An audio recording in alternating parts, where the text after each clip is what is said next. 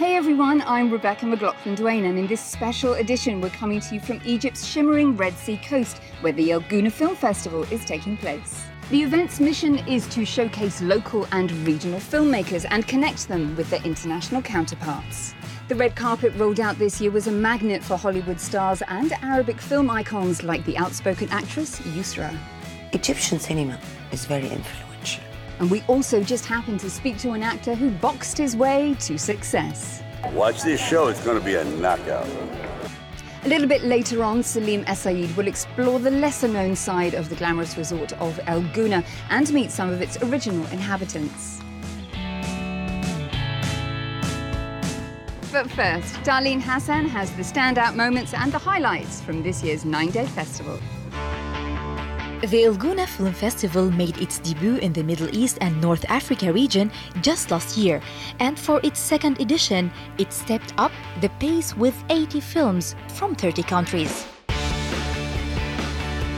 In the past days, in this little town, Gouna has blossomed into a hub for cinema, uniting budding Arab talent and connecting them with industry leaders. Sharing the knowledge through the Cine Gouna platform, which had more than 14 master classes and workshops, with awards adding up to $150,000. New filmmakers putting forward their works of passion, including writer and director Abu Bakr Shawki, who won Best Arabic Film and the Cinema for Humanity Award for his first movie, The Day of Judgment, which tells the story of two lepers. It's a huge honor for us, for our film that we made on a very small scale. A Land Imagined by Singaporean director Siu Yuhua won the Golden Star for narrative film. And another highlight of the festival was a tribute concert to the acclaimed late Egyptian director Youssef Chahine, who paved the way for many stars of Arab cinema during his 60-year career. Having made her screen debut back in the 1980s, award-winning Egyptian actress Youssef has more than 80 film and television credits to her name. In fact, so valued is her contribution to Arabic cinema that she's even had a street named after her right here in Gouna. Youssef remains one of the most highly paid stars in the region. She's also been named one of the 100 most powerful women in the Arab world. Youssef, a very warm welcome to Inspire Middle East. Thank you so much. Can I start by asking you, what's your key takeaway from the festival this year? My dear, last year was the first year and it went viral. It went all over the world now and everybody's talking about Gouna. You're passionate about encouraging young Arab scriptwriters to rise up, but why aren't we seeing them in as many numbers as you'd like? It's not easy now to make a production, it's with a high standard. It's funding. We don't make films as before. Before we used to make per year 120 films. Now it's about 20 films. You're famed for embracing seemingly taboo topics in this region, from social unrest to corruption, and this has prompted a backlash from some conservatives. How do you deal with that? What's been the coping mechanism? Darling, I'm not on social media at all. Social media has become really against humanity, not with humanity. This is something I cannot deal with. I respect everybody. Others, they must respect my point of view too. How would you say Arab film has the power to change, the power to influence? No, Egyptian cinema is very influential. It is now 110 years old. I think this is the most important soft weapon in the world. Youssef, why aren't we seeing more Arabic films dubbed or translated into English and French to allow them to reach a broader audience? It's one of my dreams, I have to tell you. And I made a co-production, more than 6 or 7 films, sometimes dubbed in English, sometimes dubbed in French, and it was extremely successful. I wish we can do this through all our films. Thank you so much for speaking to me today. Thank you, darling. Thank you so much. The stars came out by day and by night this year at GFF, and a guest of honor was Patrick Dempsey, star of Grey's Anatomy. and acclaimed French film director Jean-Jacques Hano, with audiences treated to a sneak preview of their upcoming miniseries, The Truth About the Harry Kubert Affair. The duo shared their views on the prospects for Egypt and El Gouna becoming a world-class film festival. Here there is a real desire to make a great festival where we can connect the two worlds. I have great personal interest for this part of the world. What was remarkable to me is how many films are here at the festival and what countries are represented, which is really quite something. Now, in addition to showcasing regional and some international films, GFF is dedicated to educating and nurturing young talent. And providing expertise and a workshop on the ground this time around was actor Owen Wilson, best known for his roles in Zoolander and The Royal Tenenbaums.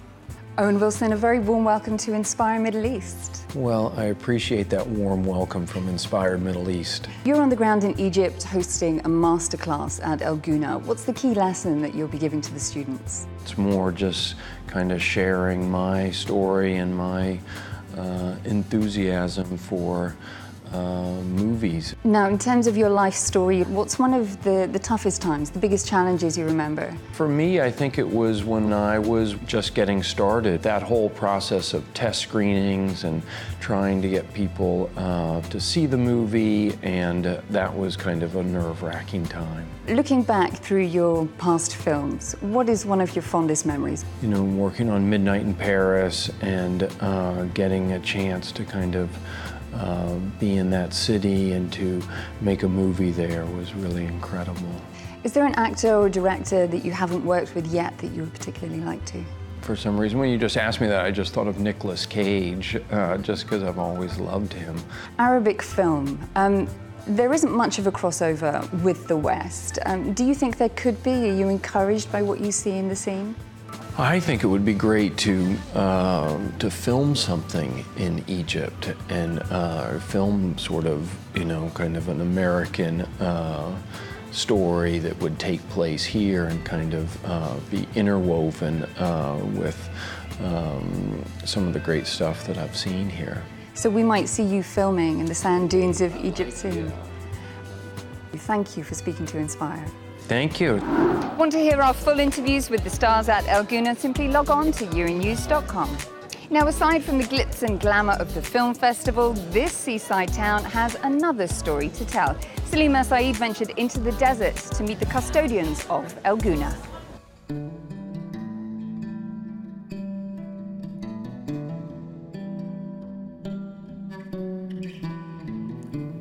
The luxury resort town of El Gouna was established around 1989. Away from the bustle of the big city, 32-year-old Ahmed, a Bedouin from the Ababda tribe, lives off the land, growing crops and raising livestock on Egypt's side of the mountainous Sahara Desert.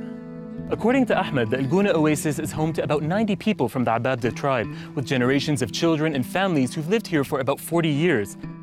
Being part of a modern Arab nomadic group means adapting to the ever-changing environment, says Ahmed, which includes using technology and working with the nearby town. We exchange water for electricity. There is a beneficial exchange between us. We rely on it, you could say, about 20% of the time. Ahmed's 97-year-old grandfather settled in El Gouna in the 1970s and lived in this palm hut that's now a storage unit. He fondly remembers the lessons that his environment taught him. I didn't go to school. Nature taught us how to grow crops and work. He's passed on his wisdom to Ahmed, the eldest of his 116 grandchildren, knowledge which Ahmed used to co-found the El Gouna Mountain Goats, a hiking group for tourists that shows the traditional side of El Gouna, a place Ahmed says is unmatched by any luxury hotel.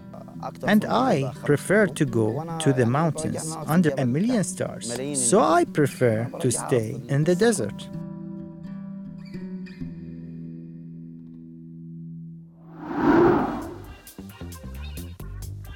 Good evening, shukran. Well, my chariot has dropped me at El Gouna's red carpet, which also happens to be the place where I doorstepped a Rocky and Rambo legend. He's big, he's bold, and he's boxed his way to movie success. He is, of course, Sylvester Stallone. He's earned critical acclaim for his role in films like The Expendables. He also has a Golden Globe, and now he can count a Career Achievement Award from El Gouna amongst his many gongs. Congratulations on the win. What does it mean to you? I've said it before that, you could be lucky for a couple of years, but if you have a long career, and I try to tell my children that, it's a long race. Life is a long race. And if you're still in the race after all these years, it means a lot more than, for a short time. You're still in the race. Creed 2 will come out in a couple of months. Is this the last time we'll see you play Rocky Balboa? I don't know. It could be. It might be. How does it feel? Would you like to keep the character going? Oh, I would go until they just take me away, until Rocky turns into dust, But we have to see. That's the thing. It's very sad for me. It's like saying goodbye to my best friend. So maybe, who knows? And what other projects do you have in the pipeline? I'm going to be doing Rambo 5, which is kind of Last Blood. I'm going on to Bulgaria right now. But after that, I've started a production company where I'm going to go out looking for young filmmakers and be more of a mentor behind the scenes. Will we see you again filming in the Middle East? Definitely.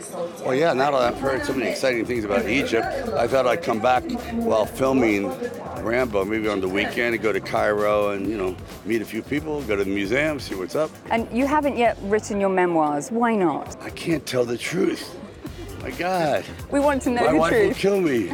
No, I'm only kidding. Thank you so much. It's been a pleasure. Bye-bye. Well, there's just some time left for me to get some selfies with celebrities at the film festival, and they've been showing me how to perfect my pout and pose all over social media. Take a look at this. Egyptian actor Hassan El-Radad posted this selfie with Lebanese singer Maya Diab.